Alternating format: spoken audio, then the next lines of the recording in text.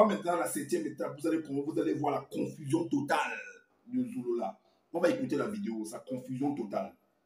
Écoutez ce qu'il va dire à 41 minutes 4. À 41 minutes.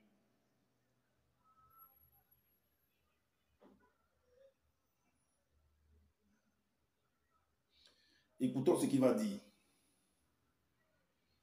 Du niveau de chaque sorcier magicien, de tous les pratiquants des sciences occultes dans tout le continent et hors du continent. Parce qu'il y a des lieux où ils se rassemblent mystiquement. Donc, voir la puissance de chacun. Écoutez, et connaît le niveau. Donc, elle sait en elle-même, si elle-même n'est pas capable de faire ça, aucun autre sorcier magicien ou divineresse, peu importe, ne peut le faire. Ça, elle est consciente de ça. Et pendant son initiation avec le démon Python, elle va comprendre que même le démon Python, quel que soit le démon, le niveau du plus grand au plus petit, ne peut pas faire revenir un mort, ne peut pas invoquer un mort. Pourquoi? C'est-à-dire invoquer, ne peut pas faire apparaître un mort. Parce qu'il y a des codes. Le Dibao ne va pas écouter qui a amené l'esprit. Bambololoma ne vont pas écouter. Et déjà la terre ne va pas t'écouter, mais ils ont déterré ton cadavre pour faire en sorte que les cellules se repositionnent, revivent tes molécules, tout. La terre a un rôle à jouer lors de la mort physique. Est-ce que vous savez cela? Pour régénérer tes tissus, tes cellules. Même quand tu es dans l'état de pourriture, pour te régénérer, la terre peut le faire. La terre a ses éléments, a ses composants en elle-même. Wassé a ça. Donc, même Wassé lui-même refuse de te redonner un corps. Parce que c'est à partir de Wassé qu'on a fait un corps. Est-ce que vous comprenez? C'est à partir de Wassé, parce qu'il y a des éléments dedans qui peuvent te restaurer, qui peuvent restaurer ton corps. C'est ce qu'on appelle la haute connaissance. Ok. Vous venez d'écouter ce monsieur par rapport qui dit que la terre, en fait, a la capacité de te régénérer, de te donner, parce qu'il y a les éléments. Donc, ça veut dire que si tu meurs, donc, ça confirme, il veut confirmer, en fait, que Jésus a ressuscité, en fait, Lazare. J'ai fait une vidéo que c'est pas possible. Que avant lui également, je crois, Élisée a fait la même chose par rapport à un enfant qui était bon. Lui, on ne l'avait pas enterré déjà. Bon, mais il était encore là, on ne l'a pas encore enterré. Il y a les apôtres également qui ont ressuscité également, les morts, tout ça, que la terre a... Donc, si quelqu'un, on l'a enterré, il a la capacité de revenir parce que la terre a les éléments qui permettent... Moi, je vous ai expliqué en fait que, quand tu meurs, l'activité continue. Tu deviens du compost. C'est pas comme si, comme on t'a enterré là, quelqu'un va venir en fait, il va dire ouvrez, enlevez la terre et il commence par exemple à faire des invocations et tu reviens en fait. Non, c'est pas comme ça. Ce n'est pas, ça se passe pas comme ça. Moi, en tout cas, j'ai jamais. Si vous avez vu des choses comme ça, venez nous écrire, on va voir, on va analyser. De toute façon, en fait, il veut dire que la femme nécromancienne, en fait, donc, en invoquant Nyongi, en invoquant Samuel, donc Samuel est revenu. Samuel est revenu en fait. Et que, voilà, la terre a remis le corps, et l'âme est revenue, et ainsi de suite, et ainsi de suite. Bon, parce que lui, il dit que non, c'était un esprit, tout ça, et tout. Donc, ok, ça veut dire que son corps est toujours resté à la tombe. Ou alors, ils sont partis à la tombe là-bas, et la terre a redonné, en fait, son corps physique, et Nyongi l'a vu physiquement. Ok, bon, s'ils sont pas allés à la tombe là-bas pour déterrer et tout, pour faire toutes ces activités-là, ça veut dire que spirituellement, il est revenu. Mais si il parlait à travers quel récepteur pour que Nyongi puisse entendre. Le récepteur, c'était qui? La femme nécromancienne, ou bien elle avait un appareil, une boîte noire où Nyongi parlait, et puis Samuel parlait, et puis Nyongi écoutait, ou bien c'est comment? C'était quoi la boîte, le récepteur? Quand on vous dit que les gens viennent raconter des bêtises, vous ne voulez pas comprendre. On va écouter encore une autre vidéo pour vous montrer en fait le contraire de ce qu'il vient de dire là dans la vidéo précédente. Allons à 13 minutes. Retenons à 13 minutes. 13 minutes 7. 13 minutes 7. Vous allez écouter.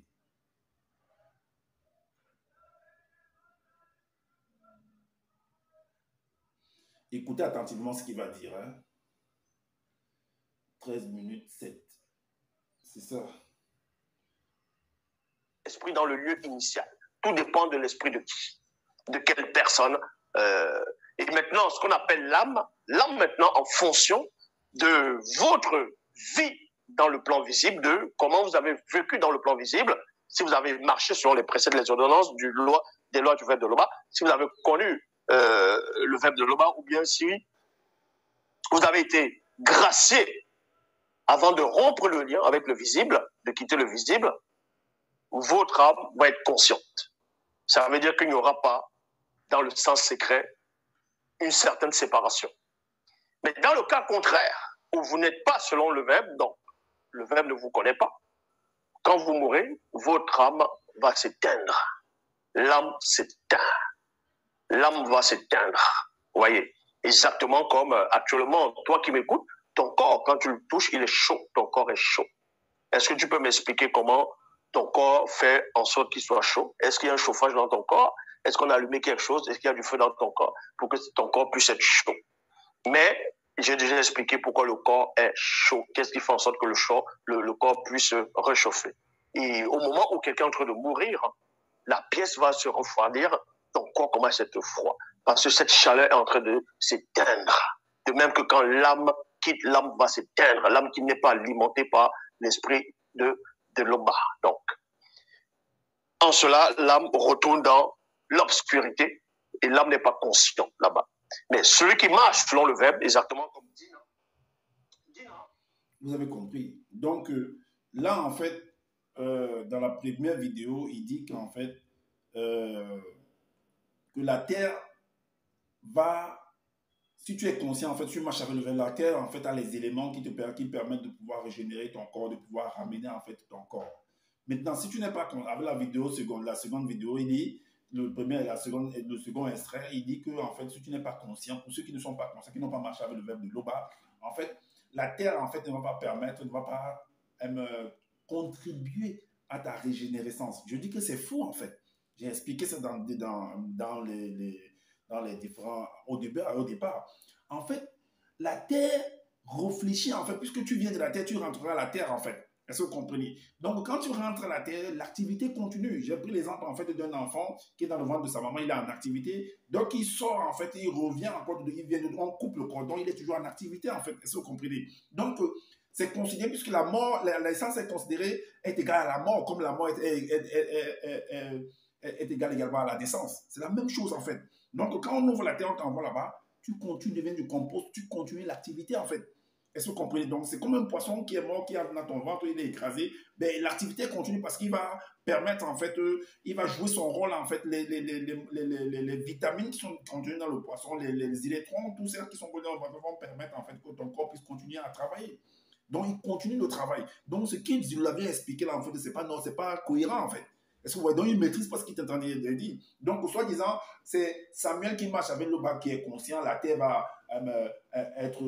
l'aider à pouvoir se transformer, à pouvoir revenir, soit à pouvoir partir, je ne sais pas où. Et toi qui ne marches pas avec l'Oba, la terre ne va pas t'aider. La terre ne va... Arrêtez ça. Arrête ça. Maintenant, on va dans Ecclésiaste, dans Ecclésiaste, chapitre 9. Ecclésiaste chapitre 9. On va appuyer en fait nos dits par ça. Donc dans Ecclésiaste chapitre 9, au verset 5 et 6, il est dit que c'est un vivant, c'est ce que vous l'avez écrit, c'est un vivant, en effet savent qu'ils mourront, que physiquement et non spirituellement. Mais les morts, blancs et sans mêlés, dont les blancs et sans mêlés sont les morts, les blancs et les sans mêlés qui n'ont point connu le verbe ne savent rien. Il n'y a pour eux plus de salaire, puisque leur mémoire dans le sujet des morts est néant. Donc ça veut dire qu'ils ne sont pas conscients là-bas. Donc il n'y a que les initiés, ceux qui marchent avec le verbe de Loba, qui sont conscients de l'autre côté. C'est faux. C'est faux. C'est faux, puisque le grain de blé, s'il ne meurt, ben, il ne peut pas produire. En fait. Donc, même quand tu meurs, tu vis toujours. Tu es toujours en activité. C'est faux. Et il dit au verset 6 que leur amour, leur haine et leur envie ont déjà péri. Non, ça continue à l'activité puisqu'ils continuent à émettre en fait de l'énergie, de la lumière. Parce que c'est comme un rayon incident qui arrive en toi et ton corps, en fait, chaque corps, chaque fruit, chaque semence, en fait, a la capacité d'être générateur, d'être accumulateur et générateur d'énergie. Ah oui, c'est scientifique. Donc, leur amour, leur haine et leur... Parce que quand tu regardes un mort qui est devant toi dans le cercueil, ben, il t'envoie un signal. Donc, leur amour, ben, pourquoi les gens se mettent à pleurer? L'amour qu'il avait pour toi est en train de se manifester sur toi. Tu pleures. C'est par amour que tu pleures, non? C'est par amour que tu pleures. Même d'autres vont avoir de la haine, en fait, par rapport à eux. Donc, c'est mieux qu'ils meurent, même. Je pouvais mettre d'autres. C'est un peu ça. Ça dépend de ce que... des relations que tu avais les uns et les autres, leur amour, leur haine, leur envie ont déjà péri. Il reflète toujours quelque chose parce que son corps parle, ça s'exprime. Même quand tu ne le vois plus physiquement là, tu penses, tu le fais de penser à cette personne-là, son être te parle toujours. Son être t'interpelle. Est-ce que vous comprenez? Donc il est toujours en activité. Et ils n'auront plus jamais aucune part à tout ce qui se fait dans le visible si ce n'est pas la manifestation de la... Non, ils n'auront pas, ils n'ont toujours pas, puisqu'ils sont toujours en activité. Leur conscience t'interpelle, toujours. Tu te rappelles toujours de lui, de la personne que tu as avec elle, tu te rappelles toujours. Ça t'interpelle. Voilà, arrête de venir raconter n'importe quoi. Dans Jean 12, 24, qu'est-ce qu'il dit? Dans Jean 12, 24, qu'est-ce qu'il dit là? Il est dit quoi dans Jean 12, 24? Jean chapitre 12, verset 24. Il est dit quoi? Que en vérité, je vous le dis, si le grain de blé qui est tombé en terre ne meurt, il reste seul. Mais s'il meurt, il porte beaucoup de fruits. Alors, dans Origine chapitre 3, verset 17, il est dit quoi? Que ben, tu retournes à cet élément, tu retournes à quoi? Cette partie de la terre connue qui est homogène et similaire à ton corps physique, relativement à ton corps physique. Cette partie de la terre connue qui est homogène et similaire à ton corps physique, relativement à ton corps physique. Tu t'en nourriras, au verset 19, tu t'en nourriras dans l'agitation continuelle de ton esprit jusqu'au moment de ta réintégration à l'élément solide, homogène et similaire à toi. Car comme ton corps a été tiré de cet élément et que ton esprit en est une manifestation spirituelle, ainsi c'est à cette manifestation spirituelle que ton esprit doit être réintégré. Tout simplement. Est-ce que vous comprenez? Et l'évangile caché de Koudmaner au chapitre 25. Koudmaner, chapitre 25. Qu'est-ce que ça dit? 25, verset 5. Il a dit quoi? Par rapport à la conversation de Nicodème. Et comment un homme que je suis peut-il naître quand il est vieux? Comment un homme, parce qu'il cherchait à comprendre ça, c'est ça qu'on dit que tu retournes, tu vas réintégrer en fait, parce que la terre t'a donné, c'est comme ta maman, c'est comme ton papa, en fait, tu vas retourner à cette pour continuer l'activité. Parce que quand tu es dans le ventre de ta maman, tu es en activité. Quand tu sors, tu es toujours en activité. Le bébé est en activité. Donc, et si on lui dit, comment un homme que je suis peut-il naître quand il est vieux? Oui, quand tu es vieux, tu vas rentrer à la terre. Tu as la barbe blanche, comme étant enfant, adolescent, peu importe l'âge, tu rentres à la terre. Tu rentres dans le sein de ta maman. Comment un homme que je suis peut-il naître quand il est vieux? Peut-il connaître la notion de l'existence de la transmigration? Bien sûr. Peut-il retourner dans le sein de l'élément solide, homogène et similaire à lui pour être façonné dans la conformité à l'accessibilité du royaume? Bien sûr. Parce qu'il y a une transformation. Il y a un changement d'état de la matière. Tu deviens compost. Quand le poisson entre dans ta bouche, il est mâché. Et il devient autre chose là-bas. Il devient en fait, on va dire, il devient en fait, quel est le mot qu'il faut utiliser? Il devient en fait de l'engrais. Il devient en fait comme on va dire, il devient comme de la matière organique. Voilà, comme une matière organique, comme de la matière organique. Donc de l'eau en fait. comme le gel, parce que le gel, c'est une matière organique également. Donc, c'est de l'eau, en fait. Et c'est vrai, dans Origine 2, au verset Origine 2, 2 et 3, en fait, l'effet de naître, quand tu sors du ventre de ta maman, dans le ventre, tu es en activité. Quand tu sors du ventre de ta maman, parce que même dans le ventre, il y a une transformation, tu es toujours de liquide, et puis tu deviens le bébé, et puis le bébé sort maintenant. Le bébé, là, doit rentrer. C'est ce qu'on appelle le retour. Donc, c'est ce qu'on appelle, le cercle a été bouclé, en fait. C'est ce qu'on dit, la boucle a été bouclée, en fait. On va dire ça comme ça, la boucle a été bouclée. Est-ce que vous voyez? Donc, voilà pourquoi il est dit dans Origine chapitre 2, c'est pas parce qu'il lit ici que vous voyez que c'est Zoula, ça vient de Zoula. Non, non, non, c'est le livre de Fable d'Olivet. Dans Origine chapitre 2, au verset 2, explique ça clairement. Donc, il est dit, Origine chapitre 2, au verset 2 et 3, il est dit, et l'aube par la manifestation de sa volonté, par son verbe, ayant terminé à la 7e manifestation phénoménique, le jour où fut établi moto et moto, l'acte souverain qu'il avait conçu revint à son état primitif, dont la boucle a été bouclée. C'est ça que c'est ce que Nicodème est en train de dire là-bas. Dans cette 7e période, après l'anti-accomplissement de l'œuvre créatrice qu'il avait effectuée.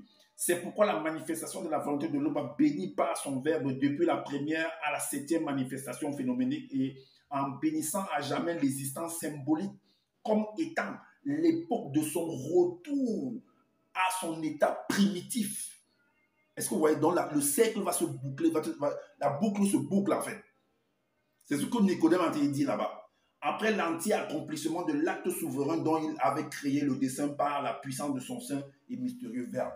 C'est ça en fait. Alors, on vient de terminer la phase 7.